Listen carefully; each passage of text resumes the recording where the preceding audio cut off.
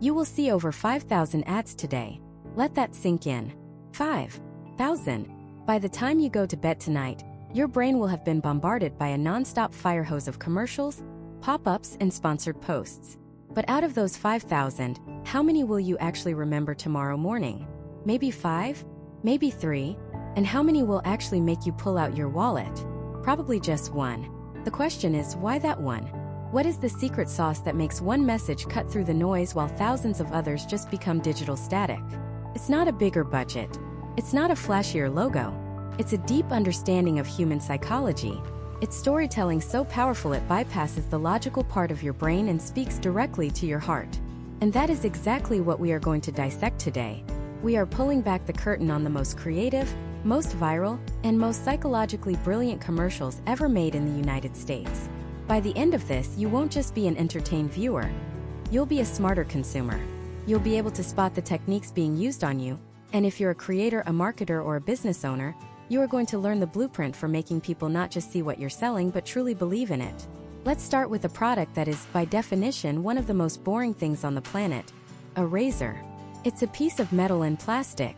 For decades, the industry was dominated by giants who spent hundreds of millions of dollars on commercials featuring super athletes and scientists in lab coats talking about pivot spheres and lubricating strips. It was a race to add more blades, more features, more marketing jargon. Then, in 2012, a guy with a camera and a few $1,000 decided to burn that entire playbook to the ground. He founded a company called Dollar Shave Club, and he launched it with a 1-minute and 33-second video that changed advertising forever. Let's watch. The first thing you see is a guy sitting at a desk. He looks directly at you and says, "Hi, I'm Mike." That's it. No logo, no swooshing graphics. It's a pattern interrupt. You're expecting a commercial, but you get a guy just talking to you. He immediately tells you the company's entire business model in the bluntest way possible.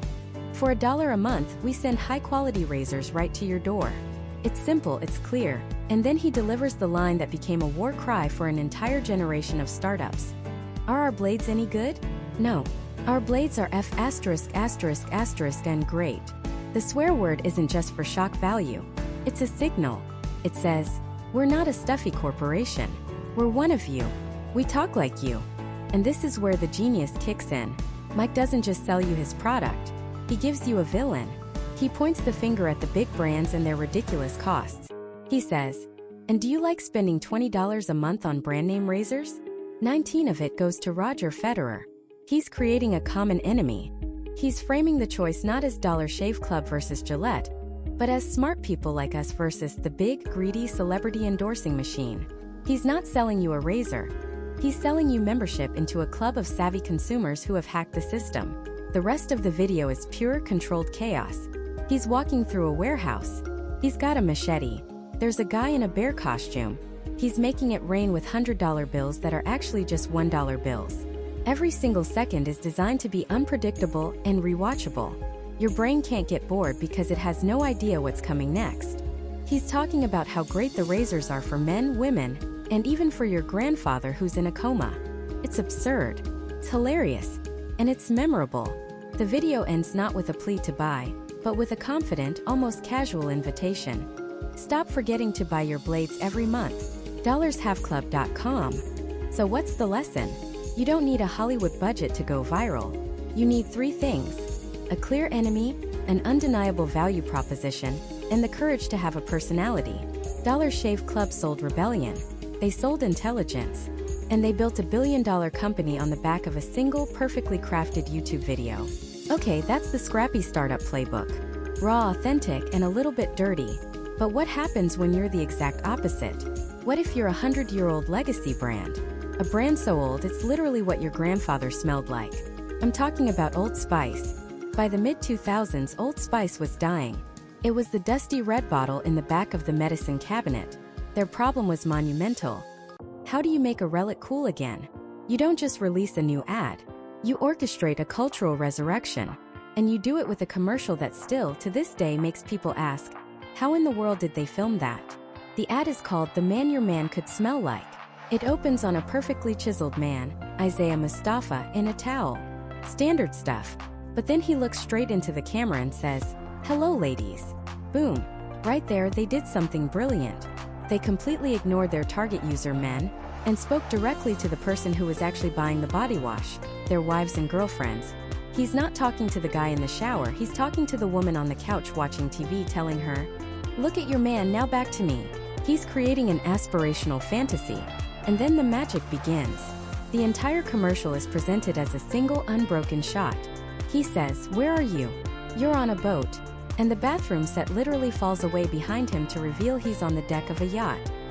He says, "I have an oyster," and opens his hand to reveal it. He says, "It's 2 tickets to that thing you love," and the tickets appear. Then he says, "Look again, the tickets are now diamonds." And his hand is suddenly full of diamonds. The diamonds then magically transform into a bottle of Old Spice. The camera pulls back, and he's seamlessly sitting on a horse. On a beach. The whole thing is a 30-second whirlwind of impossible surreal transformations, all delivered with the unshakable deadpan confidence of a Greek god. The psychology here is masterful. First, the single-take illusion was a technical marvel. It forced you to rewatch it, to try and spot the edits, to share it with your friends and ask, how did they do that? It was engineered for virality before that was even a common marketing term. Second, it redefined the brand. Old Spice was no longer about your grandfather. It was about the ideal man, charming, witty, adventurous, and impossibly cool. They weren't selling the scent of the body wash. They were selling the feeling of being the man who uses it. It was pure confidence in a bottle. The ad didn't just boost sales, it became a pop culture phenomenon. It won every award imaginable, and completely resurrected the brand for a new generation. It proved that you can take something old and, with enough creativity and a deep understanding of your real audience, make it iconic again. So we've seen the scrappy underdog who used raw humor, and we've seen the reinvented giant who used surreal charm. Both were selling a physical product. But what happens when you have to sell something you can't see or touch? What if you have to sell an idea? A feeling? An idea so powerful it could actually change the world? The commercial we're breaking down next did exactly that. And it started with nothing but a simple black screen and a question. The year is 1997. Apple Computer is 90 days from bankruptcy. They are a rounding error in the PC market. A punchline in the business world. Michael Dell, the founder of their biggest rival, is publicly asked what he'd do if he were in charge of Apple. His answer? "I'd shut it down and give the money back to the shareholders." This is the environment into which this ad was born. It wasn't a marketing campaign. It was an SOS flare. A desperate last-ditch effort to remind the world, and more importantly, to remind themselves who they were. The commercial that aired on television was narrated by the actor Richard Dreyfuss. His performance is fantastic, professional, and moving. But years later, another version surfaced. A version recorded by the one man who embodied its message more than anyone else on the planet. A version that was never supposed to be heard by the public. It was the guide track, the scratch vocal, recorded by a raspy, passionate, and newly returned Steve Jobs. And when you hear it, the ad transforms from a great piece of marketing into a personal manifesto. Here's to the crazy ones, the misfits, the rebels, the troublemakers, the round pegs in the square holes, the ones who see things differently. Listen to the conviction in his voice. He's not reading a script, he's preaching a gospel. This was the core belief system that he built his entire company on. While everyone else in the tech world was talking about megahertz and RAM, Jobs understood a fundamental human truth. People don't buy what you do, they buy why you do it. And Apple's why was to empower the individual, to challenge the status quo, to give tools to the creative spirits who would push the human race forward. The ad's creative team at Chiat/Day pitched this idea, and it was terrifyingly bold. Their proposal was to create a 1-minute television spot for a computer company that never once showed a computer. Not for a single frame. Think about how insane that is. The company is bleeding money, on the verge of total collapse, and their big comeback ad doesn't even feature their product. It was commercial suicide. Or it was genius. The genius was in the brand transference. The commercial is a rapid-fire montage of black and white images. Albert Einstein, Bob Dylan, Martin Luther King Jr., John Lennon, Amelia Earhart, Muhammad Ali, each one a cultural icon, but more specifically, each one a notorious rule breaker. Einstein was told he was a slow learner. Bob Dylan was booed off stage for going electric. Martin Luther King Jr. was a revolutionary. These weren't just famous people. They were the crazy ones. They were people who were ridiculed, rejected, and fought against long before they were celebrated. They're not fond of rules, and they have no respect for the status quo. As you watch, your brain is making connections.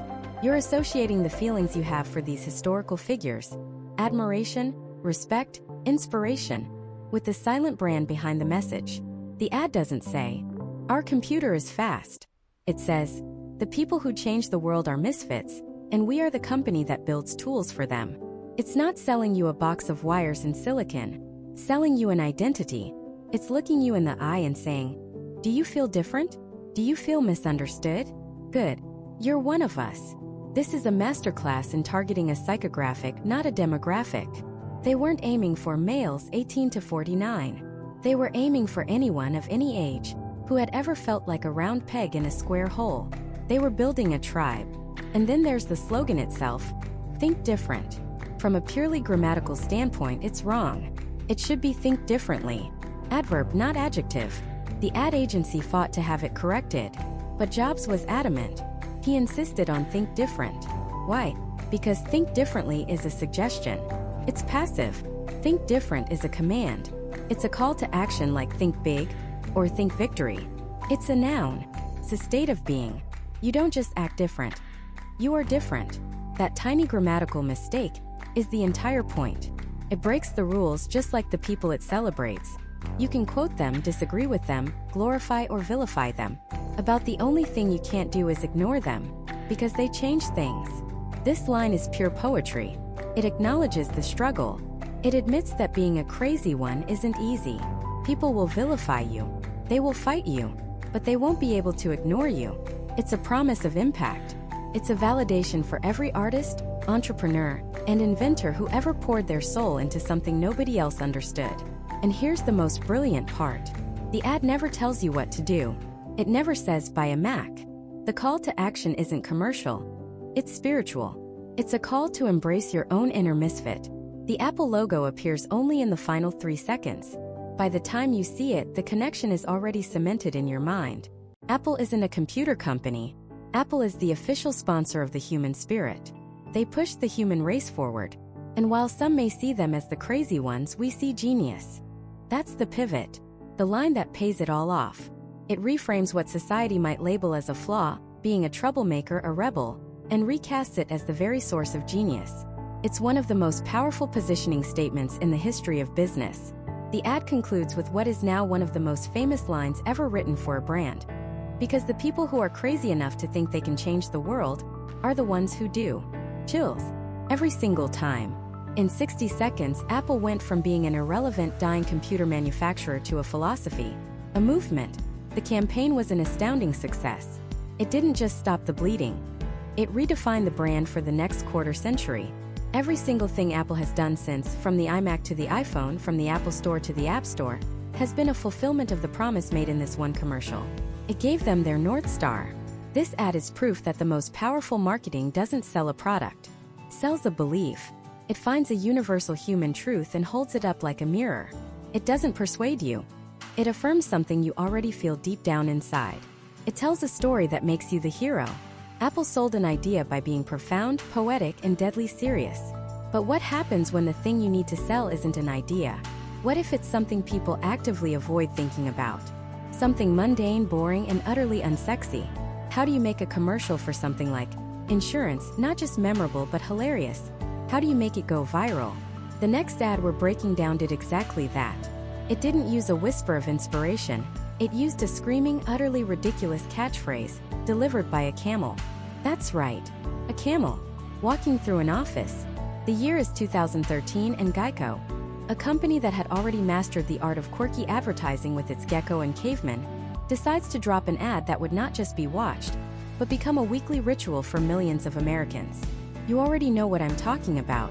The Hump Day commercial. It starts with a woman walking through a typical, soul-crushingly bland office. Fluorescent lights, gray cubicles, the low hum of productivity. She asks her coworker, "Leslie, what's that camel doing in the office?" And there he is, a real live camel named Caleb, just chilling by the water cooler. The coworker, completely deadpan, replies, "He's been going around asking everyone what day it is." And then it happens. The camel, with this bizarrely perfect, gleeful yet annoying voice, leans over to her and says, "Hey, guess what day it is?" "Guess." What day is? Another coworker chimes in. It's hump day, and the camel just loses its mind with joy, screaming, "Hump day! Hoot hoot!" On the surface, it's just a 30-second gag. It's dumb. It's silly. But underneath, it is a masterclass in viral engineering. Let's pull back the curtain on why this ridiculous ad didn't just work. It exploded. First, and most importantly, it weaponized a pre-existing cultural concept. Hump day was already a thing. Wednesday, the middle of the work week, the hump you have to get over to make it to the weekend. Geico didn't invent this. They just latched onto it. This is lesson number 1 in viral marketing. Don't try to create a new cultural movement from scratch. Find a river of culture that's already flowing and build your boat on it. By attaching their brand to a feeling everyone in the American workforce already understood and experienced every single week, they made themselves instantly relevant. They weren't just selling insurance. They were commiserating with you about your work week. Second, the ad is built on the holy trinity of memorability. A simple premise, a repeatable catchphrase, and an unforgettable character. The premise? A talking camel in an office. It's surreal, it's funny, and you can explain it in 5 seconds. The catchphrase? Guess what day it is? Hump day. It's short, it's loud, it's easy to imitate. The character? The camel is the star. The voice acting is crucial here. It's not just a camel talking. It's a camel with a personality. He's this beacon of pure, unadulterated joy in a sea of corporate monotony. He is the physical embodiment of that, almost the weekend feeling. The genius is in the contrast, the absurd, ecstatic animal against the backdrop of the boring, everyday office. It's a visual punchline, but the real secret sauce, the thing that took this from a funny commercial to a cultural phenomenon, was its inherent shareability. This ad was practically designed to be a meme. Think about the user experience. It's Wednesday morning. You're dreading your day. What do? You email this video to your entire team with the subject line, "Guess what day it is?" You text it to your friends. You post it on their Facebook wall. The ad became a social tool. It was a way to connect with people, to share a laugh, to collectively acknowledge, yes, we're all in this together and we're almost there. Geico wasn't just getting views. They were getting active, enthusiastic distributors for their content for free. The ad's lifespan wasn't 30 seconds. It was every single Wednesday for years. It became a recurring event. People would anticipate sharing it. It stopped being an ad and started being a tradition. The Nielsen ratings for this ad were off the charts. But the true measure of its success was in the organic, peer-to-peer sharing that cost Geico absolutely nothing. It generated billions of impressions, and its YouTube view count is astronomical, far surpassing what any paid campaign could have achieved alone. The brand recall was insane. You couldn't think of Wednesday without thinking of that camel and, by extension, Geico. They owned a day of the week. Let that sink in. An insurance company successfully branded a day of the week. So the formula was simple but brilliant. Tap into a universal feeling, create a simple and repeatable joke, and make it incredibly easy and compelling for people to share. It's the opposite of a hard sell. There's barely any mention of insurance. The final screen just says, "Happier than a camel on Wednesday," and then mentions the 15-minute savings. They understood that in the age of the internet, you don't win by shouting about your product. You win by becoming part of the conversation. And for a solid few years on Wednesdays, Geico was the conversation. Now we've seen how a whisper-quiet, inspirational tone can build a brand, like with Apple. We've seen how a loud, ridiculous, and infinitely shareable gag can make an insurance company a cultural icon. But what happens when you strip all of that away? What if you take away the actors, the sets, the talking animals, the soaring music? What if you try to sell a product by telling a deeply human story, using nothing but a search bar? The next ad we're looking at is one of the most emotionally resonant and creatively daring commercials ever made. It proved that you don't need a big budget or a crazy concept to make someone feel something powerful. You just need a great story told in a place we all visit every single day, the Google search box. And from that quiet, minimalist masterpiece, we are about to do the hardest 180 in advertising history. We're going from a story told through a search bar to a story told by a man on a horse, who is also in your bathroom holding a handful of diamonds. It's a commercial that didn't just sell a product. It fundamentally changed the speed and style of internet humor. It felt less like an ad and more like a dare. In 2010, Old Spice was your grandpa's aftershave. It was the dusty bottle in the back of the medicine cabinet. It was a brand on life support. And then, with 2 words, everything changed. Hello, ladies. What followed was 90 seconds of the most confident, absurd, and technically brilliant filmmaking ever crammed into a commercial. Isaiah Mustafa looks you, or rather your significant other, dead in the eye and doesn't blink. He goes from a bathroom to a boat to riding a horse on a beach, in what feels like one single impossible take. The first time you see it, your brain can't even process what's happening. How did he do that? The towel drop, the oyster turning into diamonds, the boat ticket. It's a magic trick. And that's the point. The secret is that it wasn't one take. It was a series of incredibly complex practical effects. A moving bathroom set, a green screen, and a whole lot of CGI, all stitched together so perfectly that it creates an illusion of effortless cool. But the magic isn't in the technicals. It's in the performance and the script. The writing is a masterclass in controlled chaos. Look at your man, now back to me. Now back at your man, now back to me. Sadly, he isn't me. It's not just a comparison, it's an indictment. The lines are delivered with such rapid-fire, suave conviction that you don't have time to question the logic. I'm on a horse. Yes, yes you are. It makes perfect sense. The commercial isn't selling you the promise that Old Spice will make your man look like Isaiah Mustafa. It's selling something much smarter. It's selling the idea of that man. The confidence. The humor. The guy who can do anything. And who was this ad for? The first two words tell you everything. Hello, ladies. This wasn't an ad for men. It was an ad for the women who buy things for their men. Old Spice did their homework. They knew that women make the majority of household purchasing decisions, including toiletries. So they bypassed the user and went straight to the buyer. They created an ad that women would not only love, but would actively share with their friends and, more importantly, with their partners. It became an inside joke, a meme, a cultural touchstone. A guy would walk into the store and see the bottle and think, I'm on a horse. It was an instant purchase. The campaign didn't stop there. It became one of the first truly interactive viral video campaigns. They had Isaiah Mustafa record hundreds of personalized video responses to comments and questions from people on Twitter and YouTube. He responded to celebrities, to regular fans, to other brands. It was lightning in a bottle.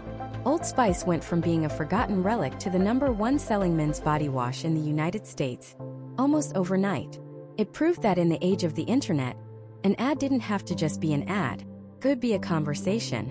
It could be a piece of pure, unadulterated entertainment that people chose to watch and share, over and over again.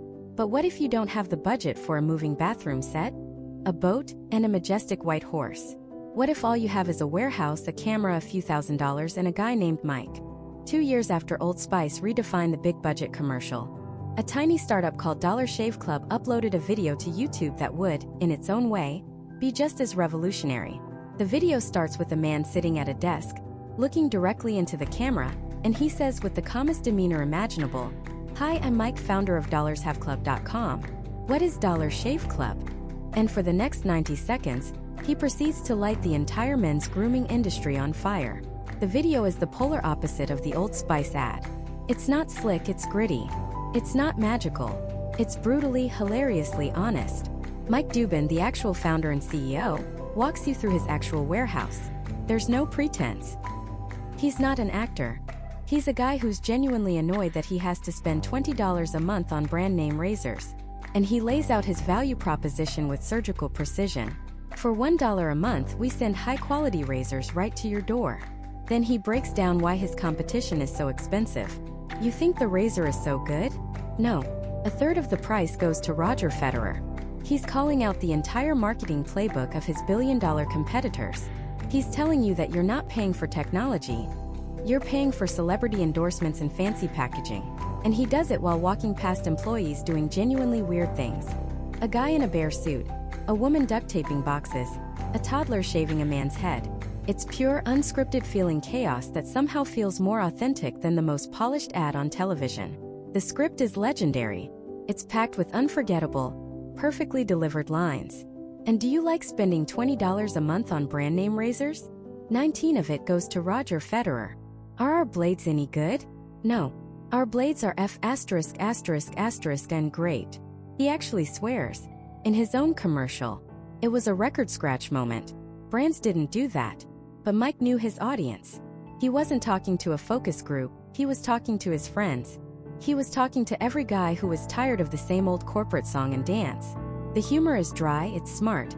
and it respects the viewer's intelligence. When he says, "I'm good at tennis," it's a perfect, subtle jab at the celebrity culture he just dismantled. The video feels less like a commercial and more like a sketch from Saturday Night Live or Funny or Die. And that's why it worked. It was built to be shared. You sent it to your friends not because you were trying to sell them razors but because it was genuinely funny. The sales pitch was just a bonus. The impact was immediate and staggering. In the first 48 hours after the video went live, 12,000 people signed up for the service. The servers crashed. The video went viral, racking up millions of views. And that one video, which reportedly cost only about $4,500 to make, launched a company that would be acquired just 4 years later for $1 billion. With a B. All from one YouTube video.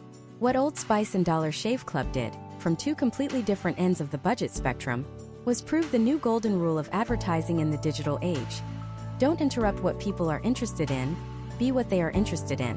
One did it with surreal high-production fantasy. The other did it with raw, low-budget honesty. Both used humor and a direct-to-camera approach to build a relationship with the viewer. They understood that if you could make someone laugh, if you could entertain them and respect their time, they wouldn't just watch your ad. They would become your biggest advocates. They showed that the most powerful media placement in the world wasn't a 30-second spot in the Super Bowl. It was a link, shared between friends with the caption, "You have to see this." But what happens when you take that entertainment-first philosophy and apply it to a product that is, shall we say, a little more delicate?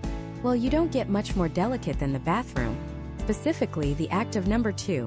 It's the great human universal that we all do, and absolutely no one wants to talk about, let alone see an advertisement for. For decades, the only way to advertise anything related to this topic was through euphemism. Think of those commercials with the cartoon bears squeezing the toilet paper, or a woman in a white dress floating through a field of lavender to sell you air freshener. It was all about avoiding the subject, winking at the camera while pretending you're selling anything but what you're actually selling. Then in 2015, a unicorn pooped rainbow ice cream and everything changed. This is the story of the Squatty Potty. And it's not just a commercial. It's a masterclass in taking a taboo subject, stripping away the shame, and turning it into a viral phenomenon that built an empire. The ad, called "This Unicorn Changed the Way I Poop," was created by the Harmon brothers, the same marketing wizards behind the purple mattress ads and chatbooks. And their philosophy is simple but revolutionary. Don't sell a product. Sell a story. And if the story is about something people are uncomfortable with, don't whisper. Shout it from the rooftops with a charming British prince and a mythical creature. The ad opens not with a problem or a person but with a spectacle. You see a majestic unicorn, gracefully perched atop a toilet, extruding a perfect swirl of rainbow-colored soft-serve ice cream into a cone. It's absurd. It's bizarre. And you absolutely cannot look away. Your brain is firing on all cylinders trying to figure out what is happening. Is this an ice cream ad? A joke? A fever dream? And in that moment of confusion, you're hooked. That's the pattern interrupt. It shatters your expectations of what a commercial is supposed to be. Then in walks our guide. A handsome, well-dressed man who introduces himself as a prince. He speaks with a calm, confident, vaguely British accent that immediately conveys authority and class. He's not a scientist in a lab coat or a doctor with a clipboard. He's royalty. And he's here to talk to you about your poop. The juxtaposition is comedic genius. He takes this incredibly lowbrow topic and elevates it with highbrow presentation. This is where the magic really happens. The ad pivots from pure spectacle into what the Harmon brothers call edutainment. The prince doesn't just say, "Sitting on a toilet is bad for you." He explains why. He pulls out a diagram of the human colon. He talks about the puborectalis muscle.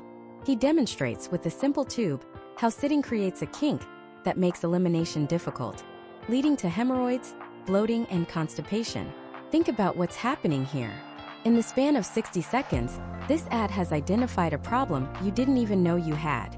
Most people who struggle on the toilet just assume that's normal, that it's a personal failing. But this ad performs an incredible psychological trick. It reframes the problem. It's not your fault. It's your toilet's fault. You're not broken. You're just using a poorly designed piece of modern technology. That single shift is the key to the entire campaign. It removes the shame and replaces it with an aha moment. Suddenly, millions of people watching are connecting the dots of their own private experiences, realizing there's a scientific reason for their discomfort. The ad gives you the vocabulary to understand your own body, and once you have that knowledge, you can't unknow it. You are now problem aware. And what do you do when you're aware of a problem? You look for a solution. Conveniently, our prince has one. He introduces the squatty potty, not as some clunky medical device, but as an elegant solution to a problem you never knew you had. He shows how it works, how it unkinks the colon, and how it leads to the best poop of your life. And he circles right back to the unicorn. The unicorn pooping its perfect rainbow ice cream wasn't just a random gag. It was a metaphor for a perfect, effortless bowel movement. It's the aspirational poop. The brilliance is that the sales pitch feels less like a pitch and more like the logical conclusion to the science lesson you just received. They educated you, empowered you, and then offered you the tool to solve the problem they just illuminated. It's not pushy. It's helpful. So why did this go viral? It's the perfect storm. First, the shock value. A pooping unicorn is the definition of, you have to see this. It's inherently shareable because you want to see your friends' reactions. It becomes a piece of social currency. Second, it's genuinely funny. The script is witty, the prince is charming, and the visual gags land perfectly. But third, and most importantly, it provides real value. People walked away from a 3-minute ad having learned something fundamental about human anatomy. They shared it not just because it was funny, but because it was helpful. They were sharing a life hack. The results were staggering. Before this ad, Squatty Potty was a small family-run business from Utah. After the video launched, their sales exploded by over 600%. The video has been viewed hundreds of millions of times across various platforms. They went from online obscurity to being sold in stores like Bed Bath & Beyond and Target. They didn't just sell a product, they created a whole new category of product that people now understood they needed. The Squatty Potty ad is the ultimate proof that you can talk about anything, literally anything, if you do it with intelligence, humor, and a deep respect for your audience. They didn't treat their viewers like idiots. They treated them like smart people who just hadn't been given the right information yet. They took the most unglamorous product imaginable and made it the hero of an unforgettable story. It proves that the most powerful marketing doesn't feel like marketing at all. Feels like a discovery. This ad is a testament to the power of brave, unapologetic creativity. It took a massive risk by tackling a taboo, but it did so in a way that was so disarming and so genuinely educational that it became an unstoppable force. It's a high watermark for what's possible in the world of direct-to-consumer video advertising. We've seen the blockbuster emotion of a Super Bowl spot and the viral educational comedy of a YouTube unicorn. Both are loud. Both are designed to grab you by the collar and demand your attention. But what happens when an ad does the exact opposite? What if, instead of shouting, it whispers? And what if that whisper is more powerful than any explosion or rainbow-pooping mythical beast? That whisper is the sound of a story so powerful it doesn't need to tell you what to buy. It tells you who you are or who you could be. And in 1984, during the third quarter of Super Bowl XVIII, one company used a 60-second whisper to start a revolution that is still echoing today. The company was Apple. The ad was simply, 1984. To understand the sheer audacity of this commercial, you have to transport yourself back in time. The year is 1984. Personal computers are not the sleek, friendly devices we know today. They are beige, intimidating boxes, mostly found in sterile office environments. The undisputed king of this world was IBM, a corporate behemoth often nicknamed Big Blue. They represented order, conformity, and the status quo. Apple, by contrast, was the garage-born upstart, the rebellious child of Silicon Valley. They weren't just building a new computer, the Macintosh, they were building a new philosophy. And Steve Jobs knew that to launch a revolutionary product, you needed a revolutionary message. So he did something that Apple's own board of directors thought was insane. He hired Ridley Scott, the visionary director fresh off of making Blade Runner, a dark dystopian masterpiece. He gave him a budget of nearly $1 million, an absolutely unheard of sum for a commercial at the time. And then he approved an ad that didn't show the product. Not for a single frame. Imagine you're on your couch watching the Super Bowl. The ad comes on. There's no catchy jingle. No smiling celebrity. Instead, you're plunged into a nightmare. A cold blue-gray world. Rows and rows of bald, gray-clad, zombie-like figures march in unison through a long tunnel, their heads bowed. They file into a massive hall, their eyes glued to a giant screen where a domineering face, a big brother figure, drones on about a garden of pure ideology, secure from the pests of contradictory truths. He preaches about the unification of thoughts, the elimination of individuality. It's chilling. It's Orwell's 1984 brought to terrifying life. The audience is completely captivated by this grim spectacle. But then a flicker of hope. We see a woman, an athlete, sprinting through the tunnels. She's the only splash of color in this entire monochromatic world. She wears a white tank top with a simple line drawing of the new Macintosh computer and bright red shorts. She's being chased by riot police, but she is focused, determined, a symbol of defiance. In her hands, she swings a giant sledgehammer. She bursts into the hall, a vibrant disruption in a sea of conformity. She never stops running. As the big brother on the screen declares, "We shall prevail." She spins, building momentum, and hurls the sledgehammer directly at the screen. Time seems to slow down.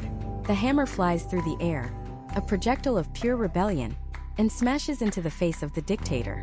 The screen explodes in a blinding flash of white light that washes over the stunned, gray faces of the audience, bathing them in the light of liberation. And then silence. Black screen. A simple typewritten text appears, accompanied by a calm, authoritative voice. On January 24th, Apple Computer will introduce Macintosh. And you'll see why 1984 won't be like 1984. End of ad. That's it. That's the whole thing. People at home were stunned. What did they just watch? It wasn't an ad for a computer. It was a miniature blockbuster film. It was a political statement. It was a work of art. The ad agency's phones rang off the hook. News stations replayed the entire 60-second commercial as part of their evening news, giving Apple millions of dollars in free publicity. The ad only ever aired once nationally, but it became one of the most famous and influential commercials of all time. So what made it so powerful? It's a masterclass in 3 key principles of persuasive storytelling. First, it sold an ideology, not a product.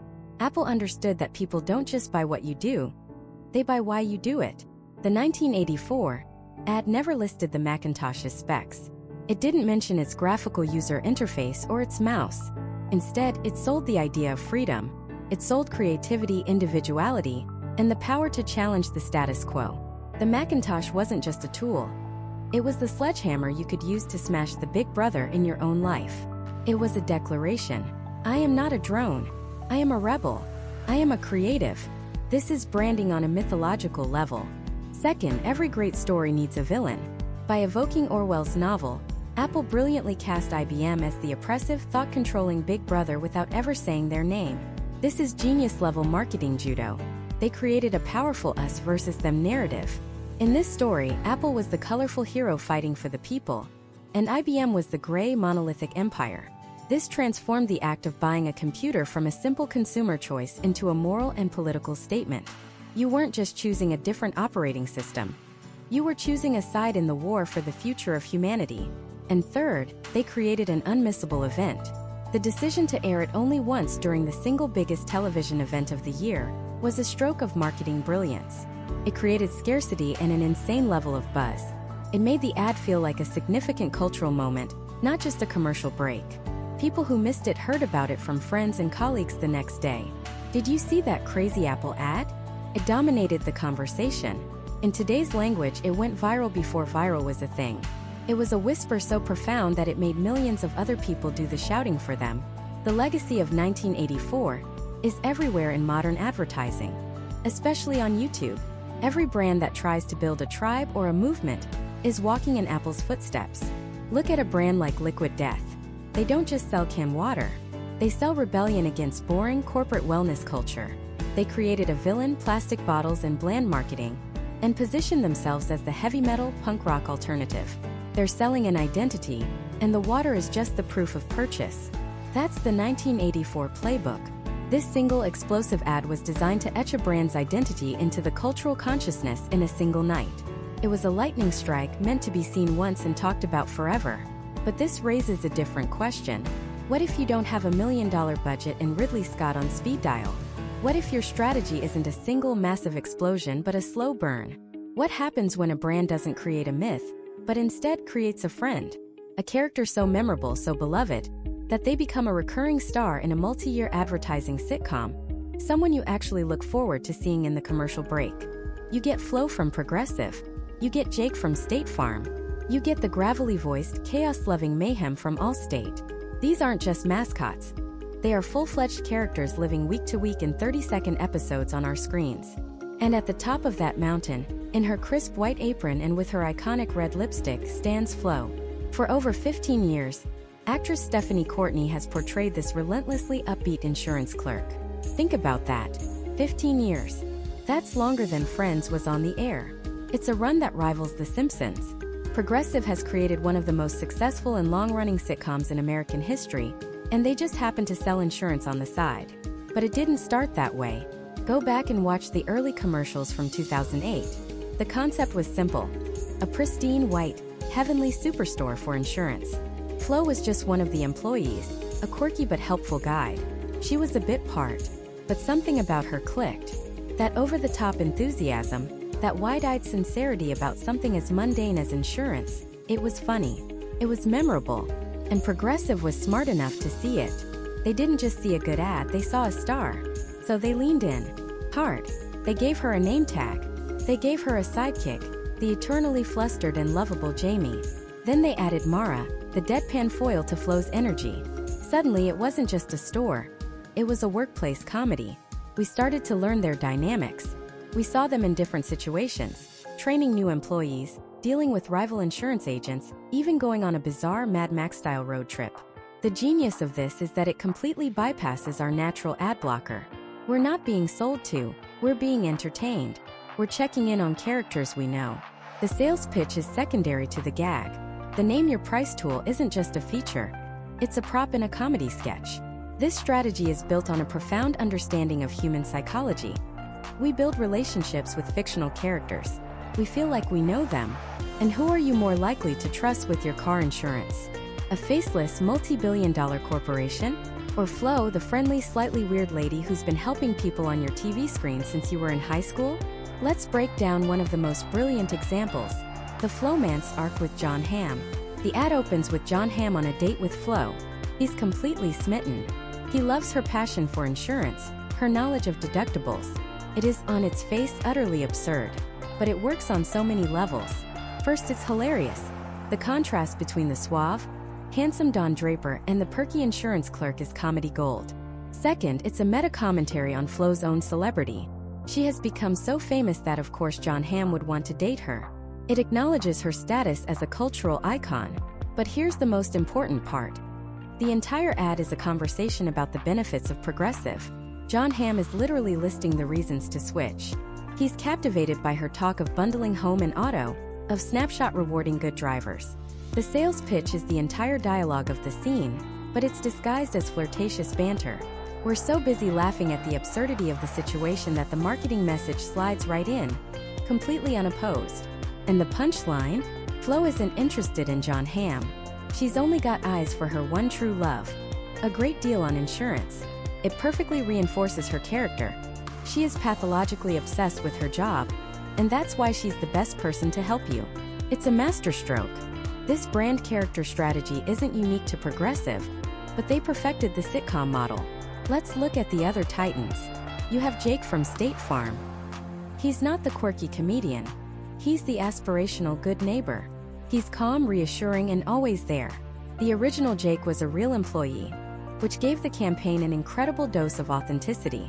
The new Jake is a charismatic actor, but the core promise is the same: reliability. He's the friend you call at 3 a.m. when things go wrong. He represents the peace of mind aspect of insurance. And then you have the polar opposite, Allstate's Mayhem. Played by Dean Winters, Mayhem is the villain we can't help but love. He's not selling you the solution. He's a living, breathing personification of the problem. He's the raccoon in your attic, the emotionally compromised teenage driver, the faulty GPS that tells you to drive into a lake. He is the embodiment of every random, chaotic disaster that could befall you. This is psychologically brilliant. Every time Mayhem shows up and wreaks havoc, our brains are hardwired to feel a jolt of anxiety. We see the disaster unfold, and we instinctively want to be protected from it. Allstate doesn't need to sell you the policy. Mayhem does it for them. He creates the need, and Allstate simply presents itself as the obvious answer. He's a recurring character, just like Flo, but his function is entirely different. Flo makes you feel comfortable and invited. Mayhem makes you feel vulnerable and in need of a shield. Both are incredibly effective ways to sell the exact same product. So what's the big lesson here? It's about playing the long game. It's about having the courage to invest in a narrative, not just a campaign. Creating a character like Flo or Mayhem is a massive commitment. It takes years to build that recognition and trust. You can't just do it for 6 months and expect results. These brands treated their advertising not as a series of disconnected sprints, but as a single marathon-length television series. They understood that in a world saturated with ads, the only way to truly stand out is to stop trying to interrupt people and start trying to entertain them, to build a world, to develop characters, and to invite the audience to be a part of it. They transformed a grudge purchase, something nobody wants to buy but has to, into a piece of pop culture. People don't just watch Flo. They dress up as her for Halloween. That's a level of brand penetration that a traditional ad, no matter how clever, could never hope to achieve. But this character-driven approach, this slow burn of building a relationship, is only one path to advertising immortality. There is another, more explosive way. A method that doesn't rely on years of familiarity, but on a single moment of pure, unadulterated shock and awe. What happens when you ditch the sitcom and instead create a blockbuster? When the goal isn't to make a friend, but to create a spectacle so visually arresting, so technically flawless, that it burns itself directly onto your brain. You get Apple. That's what happens. You get a 4-minute Spike Jonze-directed, FKA Twigs starring, Grammy-nominated art film that just happens to be selling a smart speaker. I'm talking about the Welcome Home ad for the Apple HomePod. And if you want to understand the power of spectacle, this is the masterclass. The ad isn't about features. It never once mentions Siri integration, spatial audio, or its multi-room capabilities. In fact, you barely see the product. Instead, you see a story. A woman, drained and beaten down by the grim gray reality of her commute, arrives home to her empty, sterile apartment. She asks her HomePod to play her something she'd like. And then magic happens. The apartment literally begins to stretch, to warp, to reconfigure itself around her as she dances. Walls expand, hallways multiply, colors explode. It is a jaw-dropping, technically flawless piece of filmmaking that uses a combination of practical effects, an actual moving hydraulic set, and seamless CGI to create a world that is both tangible and impossible. What is Apple selling here? They're not selling a speaker. They're selling a feeling. They're selling the idea that their product is a key that unlocks a more vibrant, more colorful, more expressive version of your own life. The HomePod isn't a gadget. It's a muse. It's a conduit for creativity and escape. By creating a piece of art about the power of art, Apple elevates itself above the grubby business of selling electronics. They become patrons of culture. The ad doesn't ask you to compare specs with a Sonos or an Amazon Echo. It asks you to aspire to a more beautiful life. The spectacle isn't just for show. It's the entire message. The sheer audacity and brilliant execution of the ad creates a halo effect so powerful that the product itself almost becomes secondary. You remember the dance, the stretching room, the feeling of liberation, and you associate all of that with Apple. It's not an ad. It's a statement of identity. It's Apple declaring that they don't just make technology, they shape culture. And that is a position you can't buy with a simple 30-second spot about better bass. You have to earn it with a blockbuster. But spectacle doesn't always have to be artistic and surreal. Sometimes it's about dialing the emotion up to cinematic levels. It's about taking a human story and giving it the budget and scale of a Hollywood epic. Take Audi's The Commander Super Bowl ad. This is pure, uncut, blockbuster filmmaking. It tells the story of a retired astronaut, a man who has touched the stars, now living a quiet, lonely life on Earth. He's lost his spark. He stares blankly at the TV, lost in memories of his glory days, a ghost in his own home. His son comes to visit, sees the emptiness in his father's eyes, and hands him a set of keys. Not just any keys. The keys to a brand new Audi R8. As the old astronaut gets behind the wheel, the rumble of the V10 engine triggers something deep inside him. The countdown in his head begins. The screen intercuts shots of the car tearing down a winding road with flashbacks of his rocket launching into space. David Bowie's Starman swells on the soundtrack. The thrill, the power, the feeling of being in command of something incredible. It's all back. He's not just driving a car. He's piloting a rocket. He's alive again. This ad is a masterpiece of emotional manipulation in the best possible way. Audi isn't selling horsepower or torque. They're selling rejuvenation. They're selling a cure for obsolescence. They're selling the idea that their car is so transcendent, so thrilling, that it can rival the feeling of leaving Earth's atmosphere. It's an insane, audacious claim, but the execution is so perfect, the story so emotionally resonant that you believe it. You feel the astronaut's melancholy, and you feel his exhilaration. The car becomes more than a machine. It becomes a time machine, a fountain of youth, a vessel for rediscovering the best version of yourself. This is what a blockbuster budget gets you. Gets you David Bowie. It gets you cinematography that feels like it was shot by Christopher Nolan. It gets you a story that makes you feel something profound about a $200,000 car you'll probably never own. The spectacle creates a legend around the product. It becomes an icon of passion and purpose, a symbol for anyone who refuses to quietly fade away. And then there's the third kind of spectacle, the one that isn't built on a single narrative, but on a breathtaking display of technical mastery, so profound it becomes the story itself. I'm talking about Nike's "You Can't Stop Us" ad. On the surface, it's another inspirational sports montage. But watch it closely. The entire ad is constructed using a split screen, and the editors have painstakingly scoured thousands of hours of footage to find clips that perfectly mirror each other. A tennis player on the left serves and a baseball player on the right pitches their arm movements in perfect impossible sync. A fencer lunges on one side, and a ballet dancer extends on the other, their bodies forming a single fluid line. It goes on, a seamless hypnotic dance of human movement, connecting athletes across dozens of different sports, races, and abilities. The technical achievement is staggering. The amount of work, the precision, the sheer creative will require to pull this off is almost incomprehensible. And that's the point. The spectacle of the editing becomes a metaphor for the ad's message of unity. It visually demonstrates the idea that for all our differences, the fundamental movements and struggles of sport connect us. The ad's construction is its argument. Nike is saying, just as we can unite these disparate clips into a single beautiful whole, sport can unite humanity. It's a philosophical statement made through post-production. They didn't just write a script about unity, they built a monument to it. This level of execution communicates something powerful about the brand itself. It says that Nike is relentless, innovative, and operates on a level of excellence that others can only dream of. The ad itself is an act of peak performance. So when they tell you "you can't stop us," you believe it because you've just witnessed them do something that feels creatively unstoppable. This is the ultimate brand flex. To make an ad so technically brilliant that the making of the ad is as inspiring as the story it tells. So whether it's an art film, an emotional epic, or a technical marvel, the blockbuster strategy is about transcendence. It's about elevating a brand from a mere seller of goods to a cultural institution. It's a declaration that they are not just in the conversation, they are driving it. This approach creates an aura of prestige, of quality, of untouchable excellence that is nearly impossible to compete with on a rational level. You can't fight a legend with a list of features. You can't argue with a feeling. These ads don't just occupy a commercial break. They create a cultural moment. They burn themselves into our collective memory, not because they sold us something, but because they showed us something spectacular. But what if the most powerful move is to not play the game at all? We've seen the multi-million-dollar blockbusters.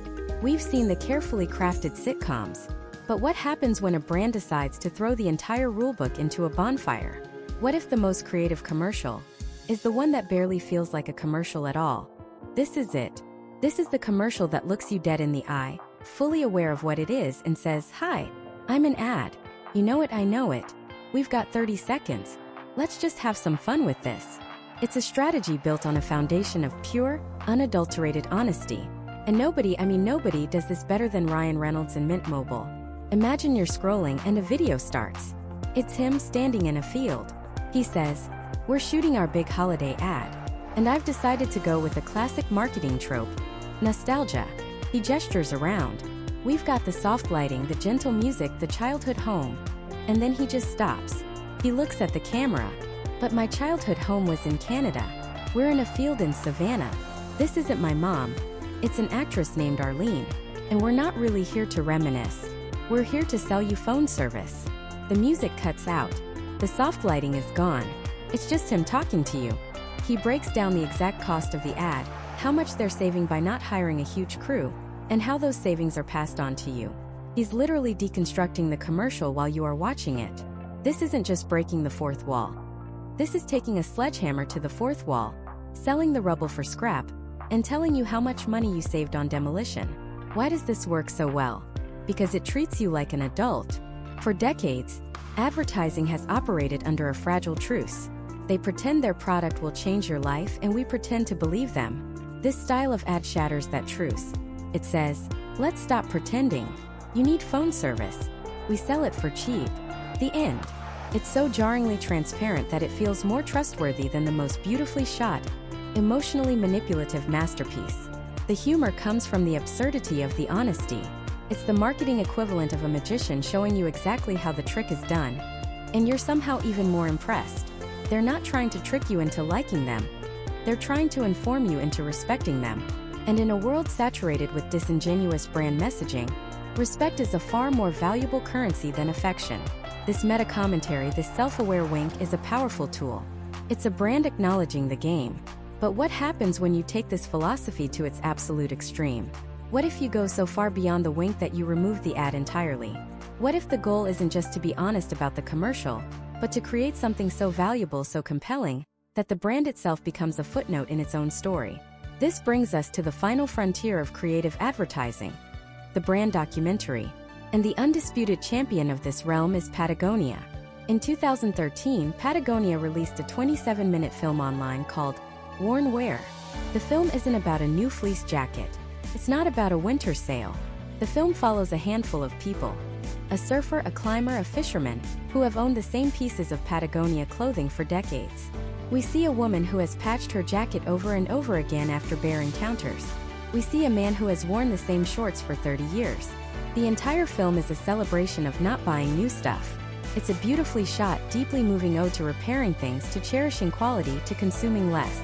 Now, stop and think about the sheer mind-bending audacity of that.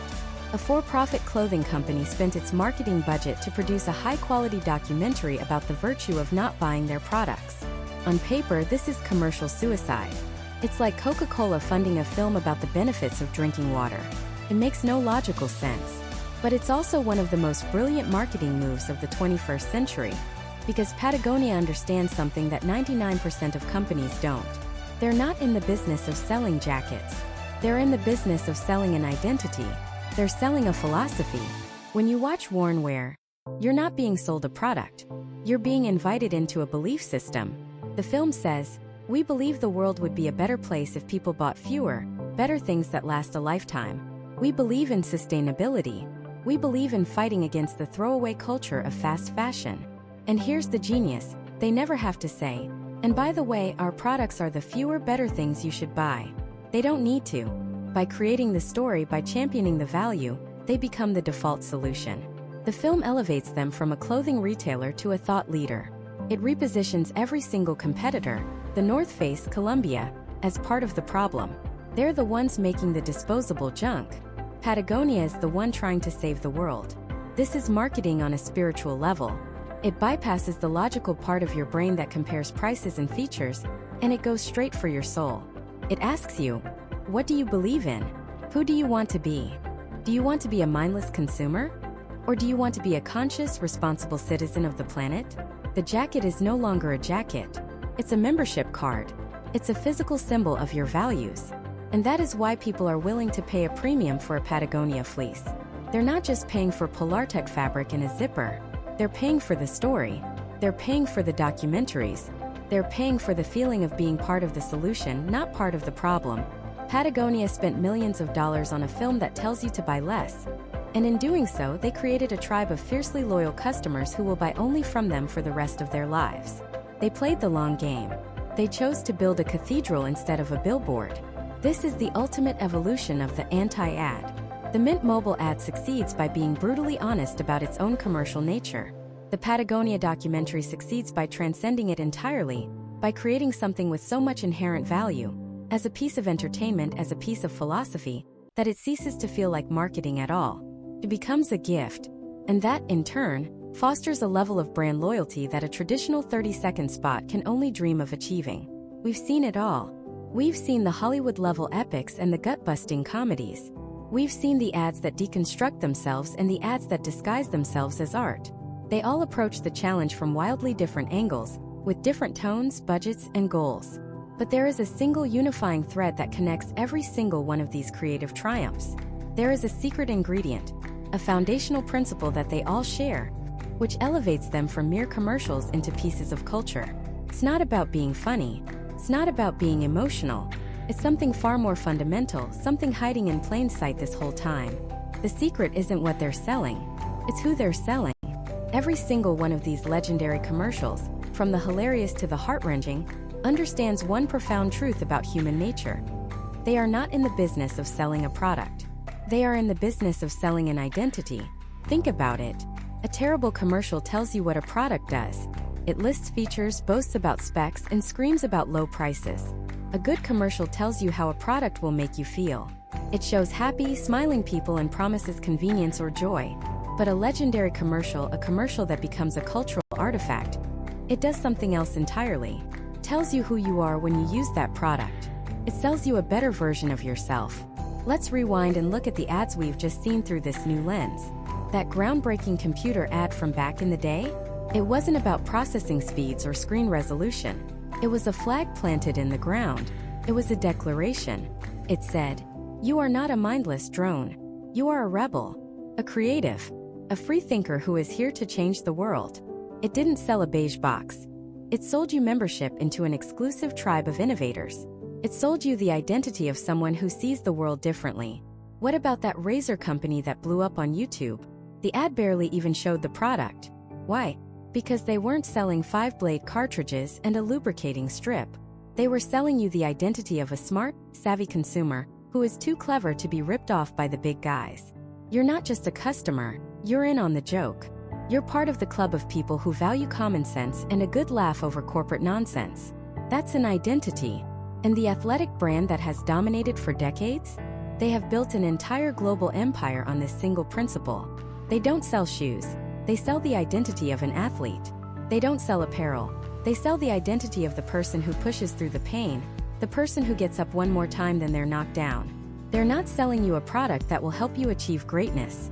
They are selling you the identity of someone who is already great, and these are simply the tools you use. They sell you the hero of your own story. This taps into the most primal, fundamental part of our brains. We are social creatures, constantly trying to understand ourselves and signal to others who we are and what we value. We use our clothes, our cars, our phones, and even our choice of soda as shortcuts. They are signals. They are costumes we wear in the movie of our lives. We don't buy a rugged truck because we need to haul lumber every day. We buy it because it tells the world and reminds ourselves that we are capable, strong, and independent. We don't buy a luxury watch just to tell time. We buy it because it signals success, precision, and an appreciation for craftsmanship. The greatest advertisers aren't marketers. They are brilliant cultural psychologists. They understand that you aren't just buying a thing. You are buying a feeling, a status, a belief system. You are buying a piece of an identity you want to project to the world. They are casting directors, and they are casting you in the role of a lifetime. This is the master key that unlocks all modern branding, especially here in a place like YouTube. In an age of infinite choice, the functional differences between products are often razor thin. What's the real, tangible difference between two competing brands of coffee? Or two mid-sized sedans? Or two smartphones? Functionally, almost nothing. But the identity they offer? That's everything. One car says, "I'm a responsible, safety-conscious parent." The other says, "I still have a youthful spirit and a taste for adventure." You're not choosing a mode of transportation. You're choosing which story to tell about yourself. This is why people become Apple people or Nike people or Harley people. It's not just brand loyalty, it's identity fusion. The brand becomes a part of who they are. Attacking the brand feels like a personal attack. And this is the holy grail for any company, to stop being a disposable commodity and start being a part of someone's life.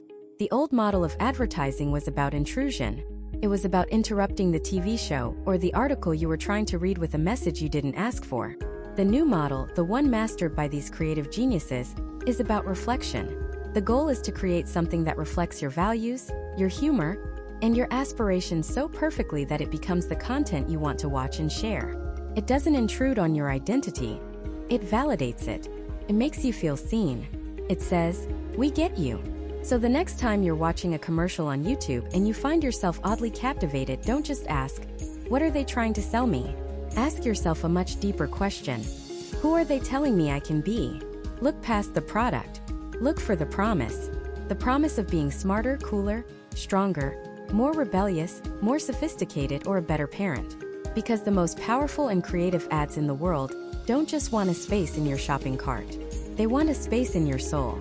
They're not just building brands. They're building believers. And once you see it, you can never unsee it. It's the hidden architecture behind every great ad you've ever loved. It's everywhere.